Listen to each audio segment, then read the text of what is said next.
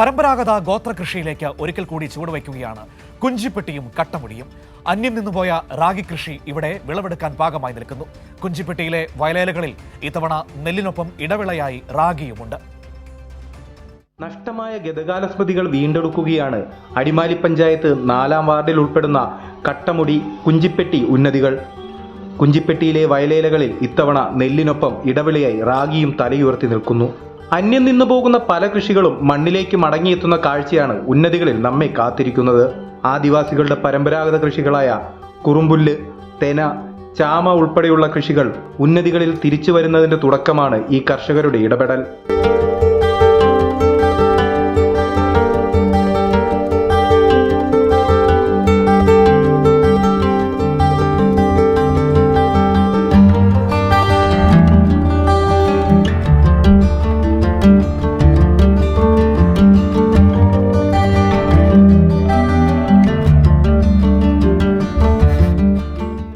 മണ്ണിനെയും പരിസ്ഥിതിയെയും സംരക്ഷിച്ചുകൊണ്ടുള്ള പ്രാചീന കൃഷിരീതികൾക്കിണങ്ങുന്ന ചുറ്റുപാടുകൾ നഷ്ടമായതോടെ ഇതിൽ നിന്നും ഇവർ പിന്മാറിയിരുന്നു. പുനം കൃഷി അഥവാ മാറ്റകൃഷിയാണ് ആദിവാസികൾ നടത്തിയിരുന്നത്. കാടിനുള്ളിലെ തുറസായ സ്ഥലം കണ്ടെത്തി മണ്ണിളക്കാതെ നെല്ല്, കുറുമ്പുല്ല്, തിന, ചാമ, ചോളം, റാഗി എന്നീ ധാന്യങ്ങളാണ് ആദിവാസികൾ കൃഷി ചെയ്തിരുന്നത്. വലിയ കോറാൻ, ചെറുകോറാൻ, മീൻകണ്ണി, ചിങ്കിലിക്കോറാൻ, മട്ടിക്കാവ എന്നിവയാണ് കുറുമ്പുല്ലിനങ്ങൾ. 3 മുതൽ 4 മാസം വരെയാണ് വിളകൾ മൂപ്പെത്താൻ വേണ്ടത്. 3 മാസം കൊണ്ട് വിളയുന്ന ഇളം ചാമയും 6 മാസം കൊണ്ട് വിളയുന്ന ഇളയ ചാമയും ഇവർ കൃഷി ചെയ്തിരുന്നു.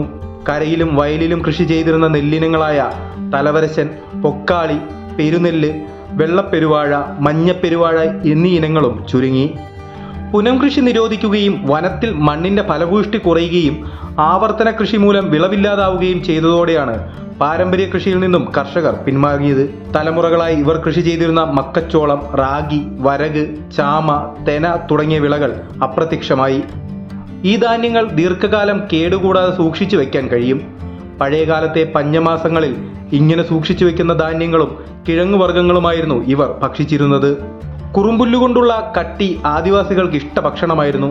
അതോടൊപ്പം നെല്ല് വിളയുന്നതിന് മുമ്പ് കൊയ്തെടുത്ത് അത് ആവിയിൽ വേവിച്ച് സത്ത് പിഴിഞ്ഞെടുത്ത് തേൻ ചേർത്തുണ്ടാക്കുന്ന പ്രത്യേകതരം ആഹാരമാണ് വെള്ളക്കട്ടി. ഇതിൽ പോഷക ഗുണങ്ങൾ അടങ്ങിയിട്ടുണ്ട്. കുറുമ്പുല്ല് കുറുക്കിയെടുത്ത് കട്ടി ഞണ്ടിച്ചാറ് കൂട്ടിയാണ് ഇവർ ഉപയോഗിച്ചിരുന്നത്. ഇന്ന് മലയാളി മറക്കുന്ന ധാന്യങ്ങൾ ഒരു കാലത്ത് നമ്മുടെ പാടങ്ങളിലും വിളഞ്ഞിരുന്നു. ഇതുകൊണ്ടുണ്ടാക്കുന്ന നാടൻ ആഹാരക്രമങ്ങൾ നമ്മുടെ തീന്മേശയിൽ നിന്നും മാഞ്ഞു പോയിരിക്കുന്നു. ഇടമലക്കുടി, ചെമ്പകത്തൊഴുകുടി തുടങ്ങിയ ആദിവാസി മേഖലകളിൽ മാത്രമാണ് ഇന്ന് കുറുമ്പുല്ല്, റാഗി കൃഷികൾ അവശേഷിക്കുന്നത്. ഇപ്പോൾ കുഞ്ചിപ്പെട്ടിയും കട്ടമുടിയും തനത് കൃഷിരീതികൾ വീണ്ടെടുക്കുന്നു. മണ്ണിനൊപ്പം ആരോഗ്യവും സംരക്ഷിക്കാൻ ട്രൈബൽ ഡിപ്പാർട്ട്മെന്റ് മെതിയന്ത്രവും പമ്പ് സെറ്റും ഉന്നതിയിൽ അനുവദിച്ചിട്ടുണ്ട്. അതുകൊണ്ട് തന്നെ മുൻപുണ്ടായിരുന്ന പണിക്കൂലി കൂടുതൽ, വരുമാനം കുറവ് എന്ന അവസ്ഥ മറികടക്കാൻ സാധിച്ചു. യന്ത്രങ്ങളെത്തിയതോടെ പണികളെല്ലാം എളുപ്പമായി എന്നും റാഗി കൃഷിക്ക് മുൻഗണന നൽകണമെന്നുമാണ് ഉന്നതി നിവാസികൾ പറയുന്നത്. ഇവർക്ക് താങ്ങും തണലുമായി ഹരിത കേരള മിഷനും ഒപ്പമുണ്ട്. കൈരളി ന്യൂസ്, ഇടുക്കി.